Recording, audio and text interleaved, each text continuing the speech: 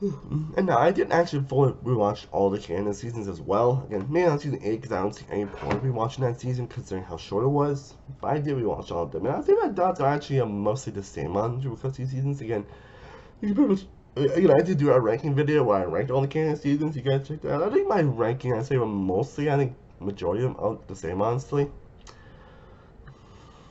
Honestly, I do enjoy some of these seasons. Like, Big Can 1, I think, is still a pretty damn good season that still delivers on the start of the season, while they definitely have some rough stretches, and the winner is definitely a questionable one, that's for sure.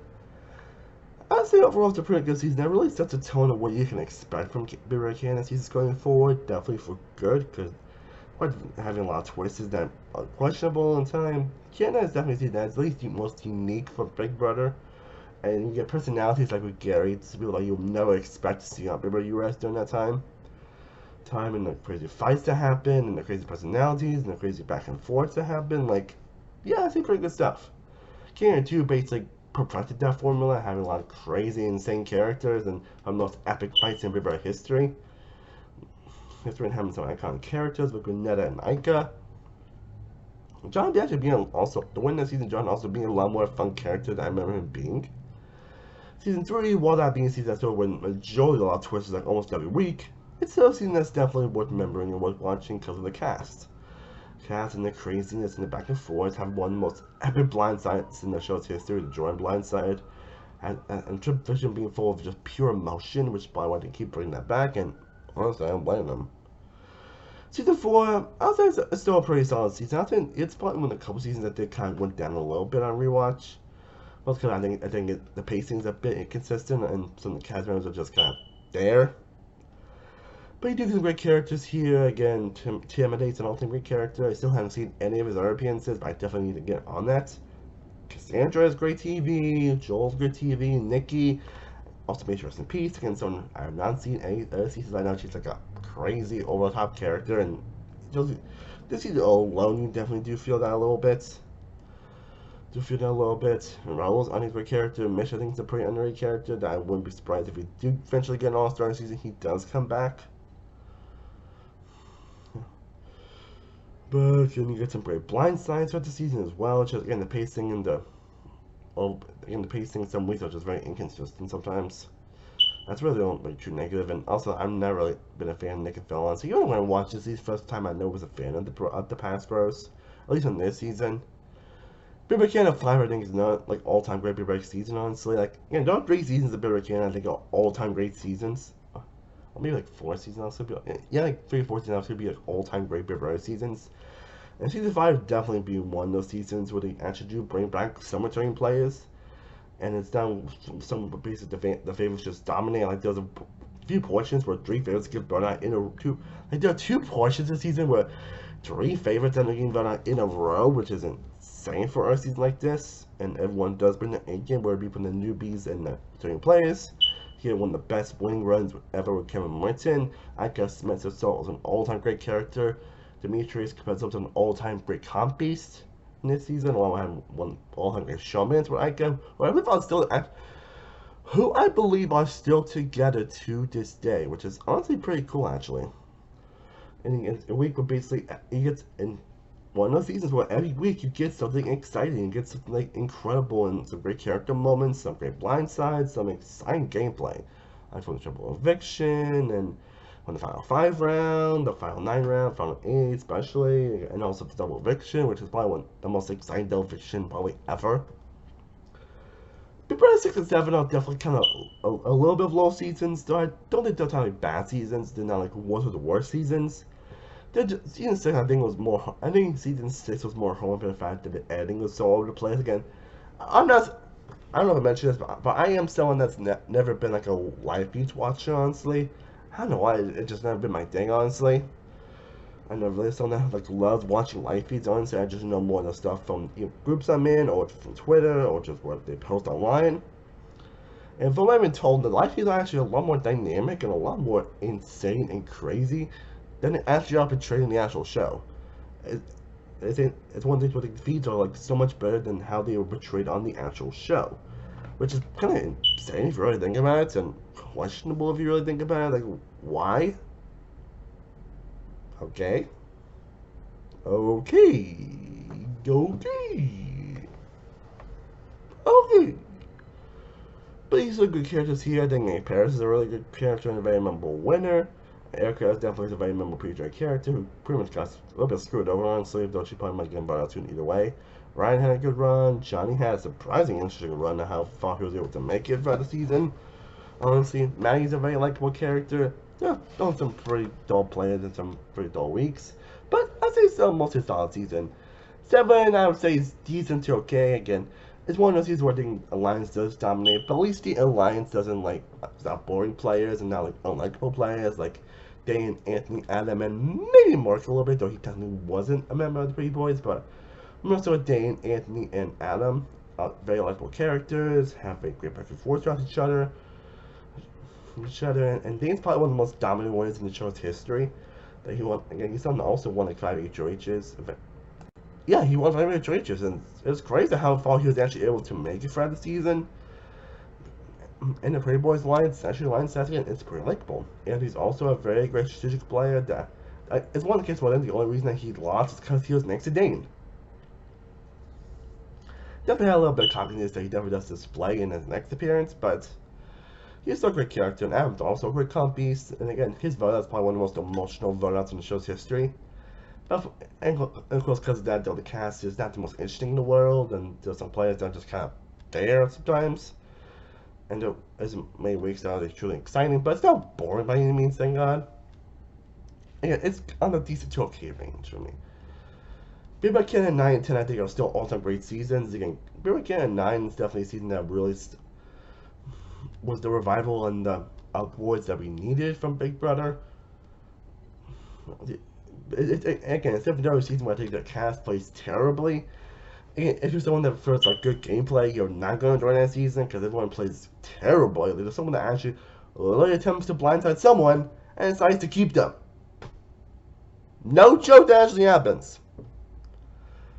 And you get one of those brutal blindsides in the shows. And next they get one of the most brutal blindsides. So we get an instance of someone being nominated, winning the veto, being convinced to not use the veto on themselves. And then he ends up getting very blindsided. Like, it's like, talk about emotional and brutal. At the same time, it kind of takes their games a little bit. And there's also a week where basically they've also played pretty terribly. Most of the week, Beth. Honestly. And you also get Victoria, who I think is an all-time great character, but an all-time terrible player. Which also you will see cemented in Big Brother Canada 12, but from this season alone, like, yeah, sheesh. Wow. Ouch. Ouch.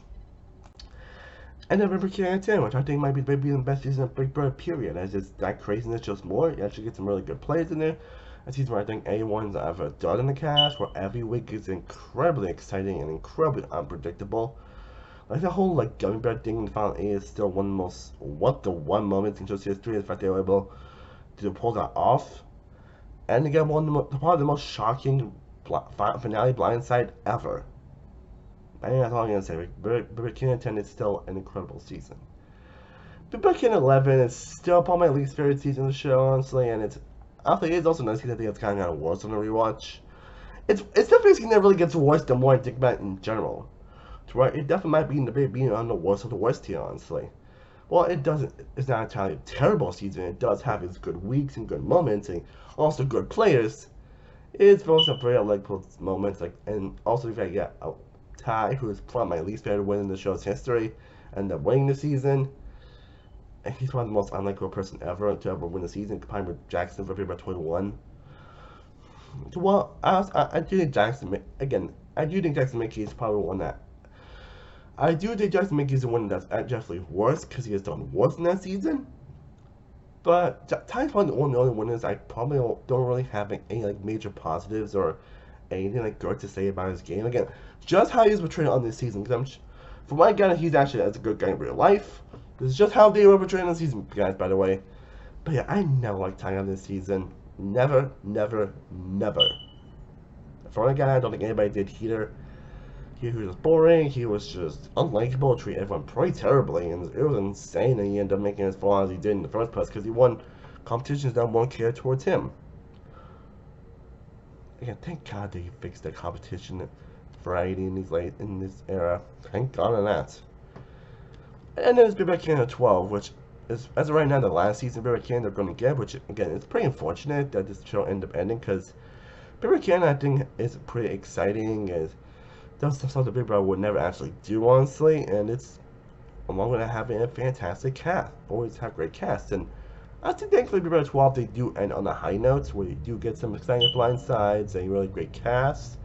Anthony returning here and somehow meets yet again and losing again, which is insane if you really think about it. Then you got Victoria, who ends up becoming an all-time great character, but again, continuing his legacy of being also an all-time bad player.